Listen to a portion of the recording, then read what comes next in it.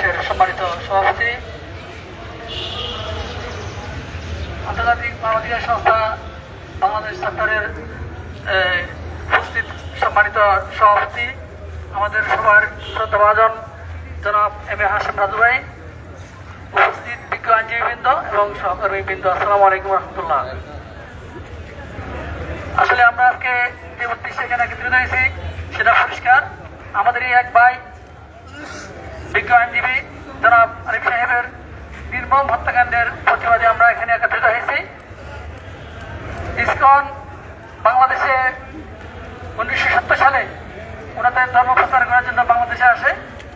সেই থেকে বিভিন্ন সময় তারা বিতর্কিত কার্যক্রম পরিচালনা করে আসছে। গত কিছুদিন আগে আপনারা দেখেছেন চট্টগ্রামে একটা স্কুলে তারা শিশুদেরকে প্রসাদ খাওয়ায় সেখানে একটা বিতর্কিত অবস্থানে তারা গিয়েছে। সেটার জন্য একটা মামলাও হয়েছে।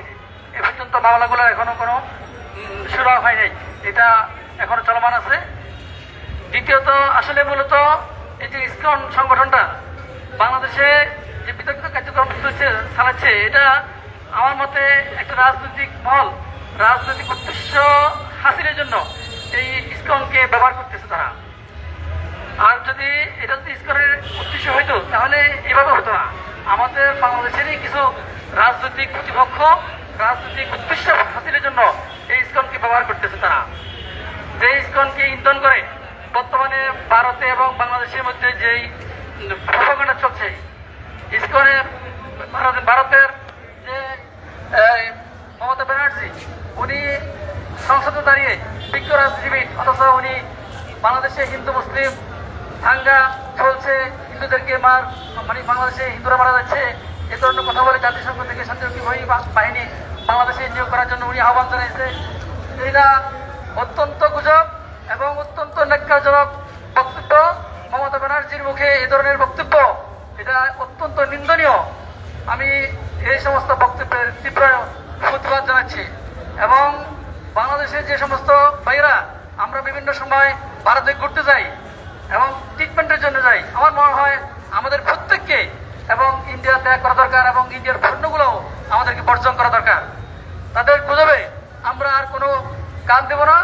তারা যে উদ্দেশ্যে আমার মতে একটা রাজনৈতিক দলকে তারা পুনর্বাসন করার জন্য এই সমস্ত প্রভাকাণ্ডা চালাচ্ছে। আমাদেরকে সজাগ থাকতে হবে। আমরা ধৈর্যের সর্বোচ্চ পর্যায়ে গিয়ে আমরা এই আলিফ হত্যাকাণ্ডের ঘটনা করার পরেও আমরা হিন্দু বুদ্ধ ওদেরকে কোনো ধরনের এই আমাদের হিংসাত্মক কার্যক্রম আমরা চালাই নাই। আমরা সর্বোচ্চ ধৈর্যের পরিচয় দিয়েছি। আমাদেরকে দেওয়ালে ফিট থেকে গেছে, আমরা তারপরে আমরা কিছু করি নাই। আগামীতে এই ধরনের ওদের যে একটা ব্যানার আছে হিন্দু বুদ্ধ খ্রিস্টান ঐক্য পরিষদ, এটা বাদ দিয়ে আমাদেরকে করতে হবে হিন্দু বুদ্ধ মুসলিম ঐক্য পরিষদ। আমরা কোনো ভেদাভেদ চাই না। আমরা সবাই এক।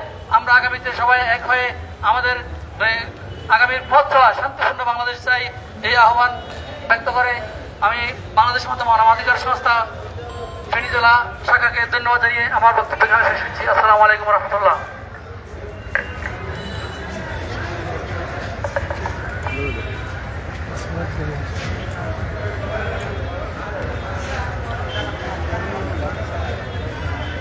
ধন্যবাদ শিক্ষানবিশ আইনজীবী ওবায়দ ভাইকে।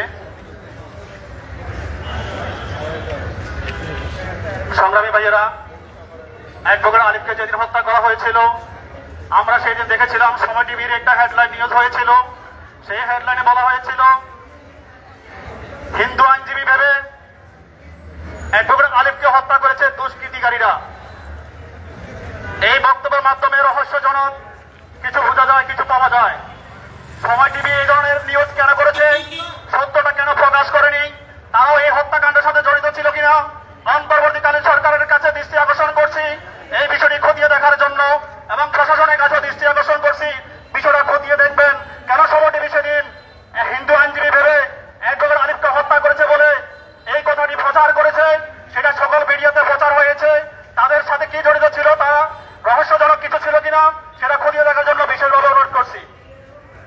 সংগ্রামী ভাইয়েরা, এই পর্যায়ে বক্তব্য নিয়ে আসার জন্য বিশেষভাবে অনুরোধ করছি ফেনী জেলা আইনজীবী সমিতির অন্যতম সদস্য অ্যাডভোকেট শারিফকে।